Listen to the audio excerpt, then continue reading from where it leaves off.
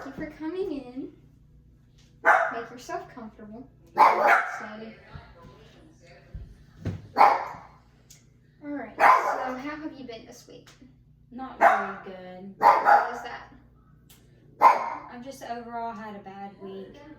So I started off the week by my dog died, Sorry to hear that. and it didn't get much better from that. As I was going to work, someone got hit by a car, and I had to witness the car just drive off and leave the person there on a little walker. And it was just an ongoing traffic. The ambulance got there pretty quickly, but I mean, I'm obviously not sure what happened after that, but You're shaking up. traumatic sight to see. Then after that, I was unable to meet a deadline at work this week, so I got reprimanded for that. Just a lot of negative feedback and some punishment, work related that way. Then I just didn't really stick to my healthy diet plans or my workout routines this week, and so that's put me in a little bit of a bad spot.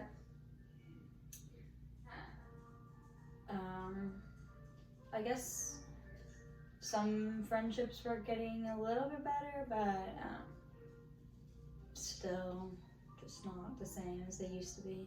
Yeah. So, are there any times at all when you don't feel sad? I guess when I'm with my social groups again, like I rejoined the photography Okay. club, so that's been I guess a little highlight of my day.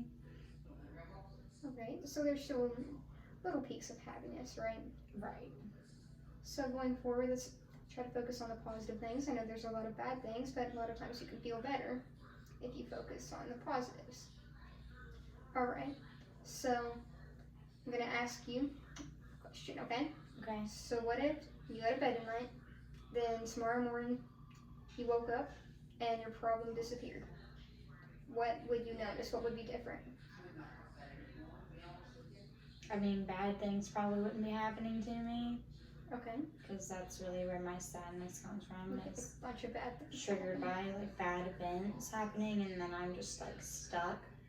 And it seems like one bad event happens and then they just keep happening. So there just hasn't been enough moments for me to like be happy. But if those bad things didn't happen, then like I would be content and still have like my job going well. My dog would have been still here.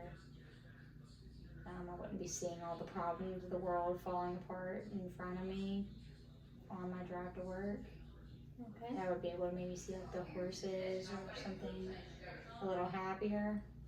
Okay, so you think overall you would just be a lot happier? Mm-hmm. Okay. Next thing we're gonna do is iMessages, okay? It's going to get into your feelings. Let's start off just by saying, I feel blank. Just give me an emotion. I feel sad. Alright, then we get into the behavior. What is it that makes you feel sad?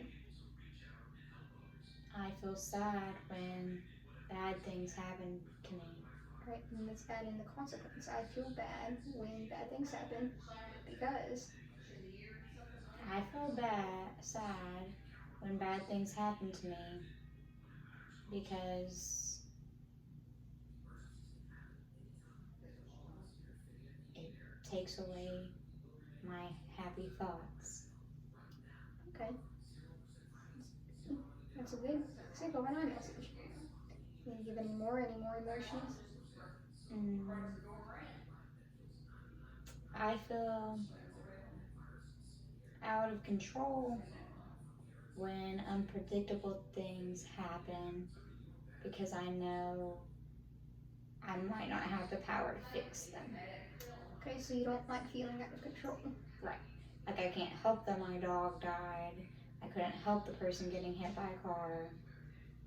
I guess I could have maybe done better on the deadline, but I just had a lot going on to where it was hard for me to focus and really stay driven towards it. So I maybe had a little more control over that, but overall, like, there was just more important things happening in my life than meeting that deadline. Why do you think it was that you felt undriven, just because of so much going on? Yeah, I just think death, even of like an animal, triggers a lot of emotions, It's definitely hard to deal with. and I just think that was more overwhelming. And I think it also brings to light like the more important things in life, and I just value my own mental health more than I valued meeting that particular deadline of a seemingly unimportant work task. Right. I understand that. Alright. So, let's talk about setting a few goals for going, so on and so forth, alright? Do you have anything particular in mind? Not particular, no. Alright, so what do you think it is that you're like? Where do you want to be? I want to be able to, I guess, maintain a more positive attitude even when bad things are happening around me. So I guess I want to be able to control my emotions even though I can't control my surroundings. Okay, so the way we can do that is kind of a little experiment where I can give you a situation and you can tell me how you would react if you had the skills that you'd like to have. Okay. Alright, so let's say you go into work tomorrow and your boss is very upset with you because we can say it's back to the deadline that you didn't meet. He said it messed other things up and now everything's behind. How would you react to that if you had your emotions in check? I guess I would probably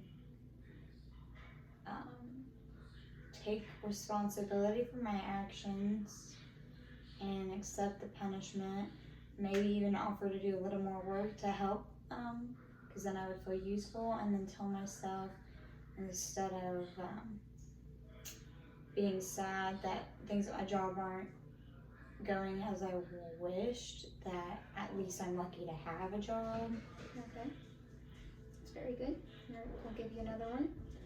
Let's say you come home after a long day and the house is a wreck and it doesn't seem like you're going to have time to cook dinner, socialize, exercise, do anything. It seems like you're not just going to be working on cleaning the house and because you got a bunch of stuff from work.